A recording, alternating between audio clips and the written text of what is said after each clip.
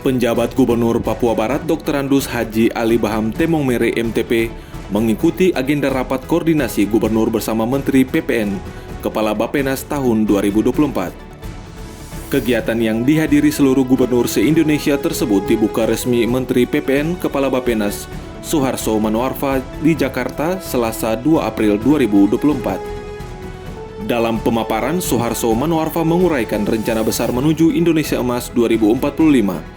Terdapat sejumlah isu strategis yang perlu disikapi bersama, baik infrastruktur, pengembangan SDM, dan lainnya.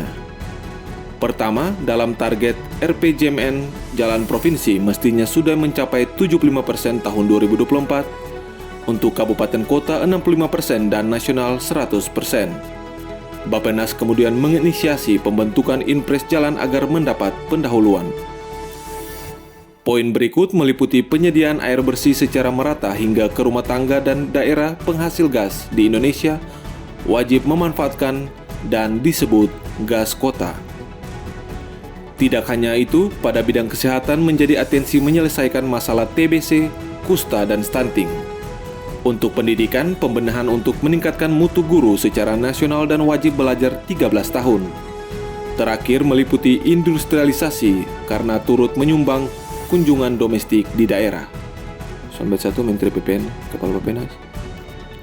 Dalam bentuk Inpres, kita bisa langsung berbicara dengan pemerintah daerah.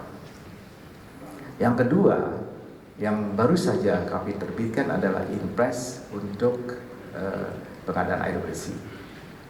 Dan ini mudah-mudahan juga bisa dieksekusi mulai tahun ini. Mengapa itu? Karena kota-kota itu tidak mampu membangun sambungan rumah dalam hal pengadaan air bersihnya. Tetapi air bakunya ada. Nah itu kan air bakunya ada, untuk menghubungkan juga dari air baku ke SR-nya itu juga tidak tersedia dananya. Maka melalui Inpres ini dengan pilihan secara bertahap, mudah-mudahan akhirnya semua kota dan kemudian kabupaten yang tanda petik juga dalam bentuk kota itu bisa mengucurkan air bersih. Menanggapi hal tersebut, penjabat Gubernur Papua Barat Dr. Andus Haji Ali Baham Temong Mere MTP mengatakan kaitan pelayanan dasar, pendidikan, kesehatan, dan infrastruktur menjadi dasar mengelola program kebijakan untuk menuju Indonesia Emas 2045. Isu lain yang perlu disikapi saat ini Papua Barat dihadapkan dengan kondisi objektif infrastruktur berpengaruh pada inflasi khusus sektor pertambangan.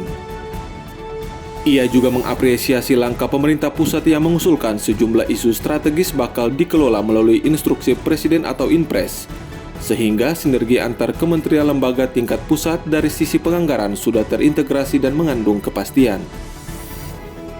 Dirinya berharap dalam kepemimpinan Presiden dan Wakil Presiden yang baru, rencana pembangunan secara berjenjang mulai nasional hingga daerah dapat berjalan secara maksimal.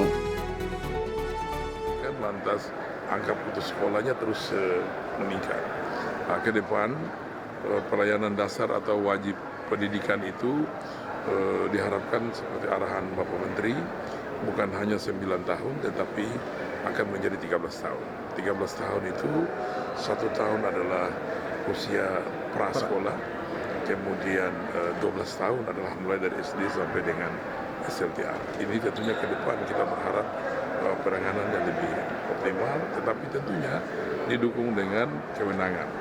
Bahkan yang satu lagi menarik adalah ke depan kewenangan ini, kaitan pengadaan dasar itu akan dikelola dengan impres yang lebih, sehingga tentunya sinergi antar departemen, Kementerian Lingkungan, Kementerian Lembaga di tingkat pusat itu dari sisi penganggaran itu sudah terintegrasi dan mengandung kepastian, sehingga daerah tidak lagi berusaha sendiri menghubungi kementerian untuk mencari anggaran untuk pelayanan dasar ini, tetapi sudah betul-betul memang pasti dan terukur. Dari Jakarta, Media Diskominfo Papua Barat melaporkan.